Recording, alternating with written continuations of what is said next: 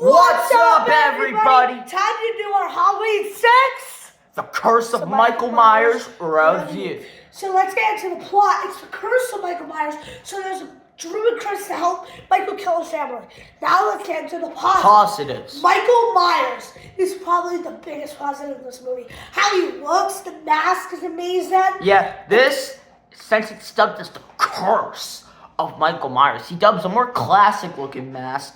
It kind of looks like the mask from the original, although the hair is much more, it goes more like boing. And I like his jumpsuit. I like how it's more baggy. It's much more gray, and like his suits are usually darkish blue, but they changed it for the better. And can I actually tell you a fun fact about 1978? His suit wasn't blue. It was green.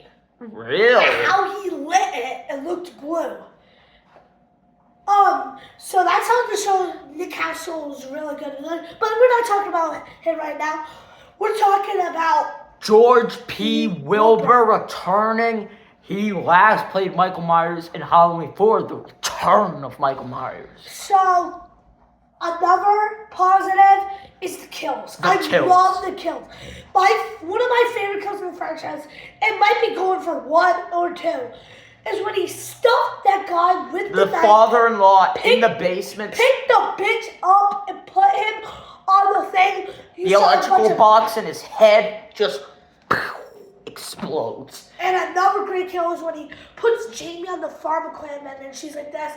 The first time I seen this, I was like, no, don't hug her. Don't hug her. That'll ruin the character even more.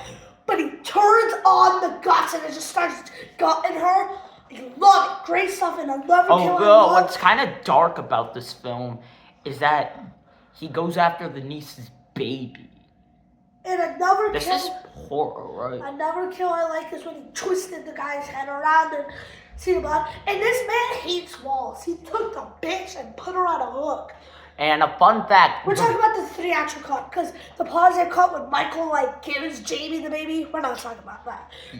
Well, a fun fact is the victim in the film that Michael is after is a returning member from 1978. The kid that played Tommy Doyle plays the victim in Halloween 6. But we're not talking about him. He's definitely not in our positives. And our last positive is the score and the lighting. I love how they light Michael Myers. Like when you see him dark in the basement and then you give him like a light thing. And it just in the score like a beep, beep, beep, beep, beep, beep, beep, beep. Another positive that I absolutely love about this film that many people kind of ignore is just how dark it really feels. Like when Michael Myers is chasing the guy like in that warehouse thing. And that's actually George P. Wilbur. He stick the guy's head into pipes and just started busting blood. It feels so dark, and it really feels like it's dubbed as the Curse of Michael Myers. Okay, now let's get into our mix aspect. I feel like the mix is the movie is a mix because I feel like it's not that good of a movie. The movie makes absolutely no sense at all. It just doesn't. Yeah, for starters, they put the Curse of Thorn tattoo on the chest of Jamie's baby. Yeah, it just doesn't really make sense, and I don't like Michael with a curse. I just like him hey, what's up? You're dead. I like Michael like that. I feel like you don't need to add a tattoo on Michael Myers to say that he is a killer. We know he's a killer. Yeah, we all know Michael Myers is a killer. But I feel like it makes sense to add the tattoo in this film since it still does the Curse of Michael Myers. Okay, how many times are you going to say this? I'm probably going to say that multiple times in this review. Count them up.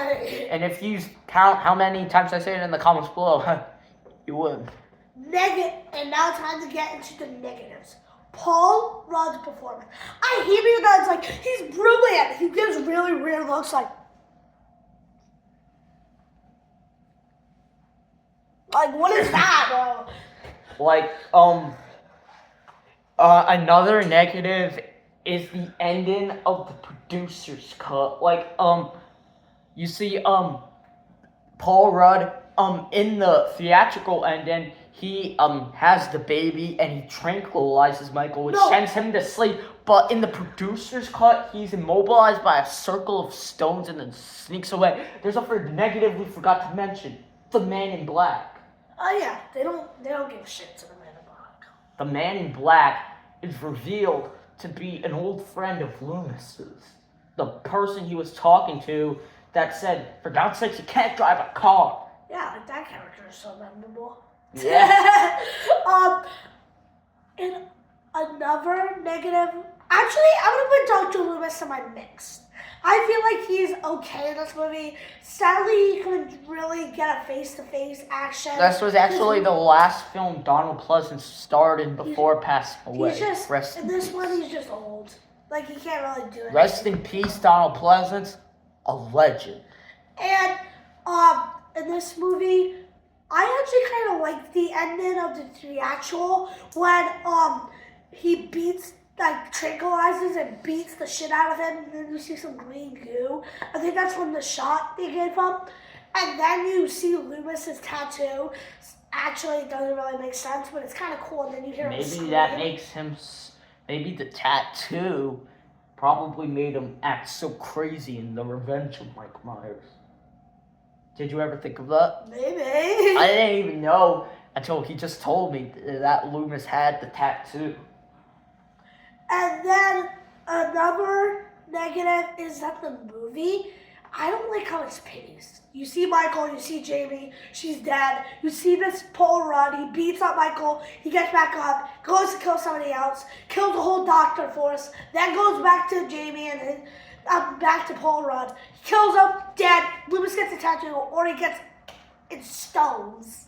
So I don't like how the movie's paced, personally. Alright, so guys, let us know your review down in the comments. But first, before we go, what would you rate this movie?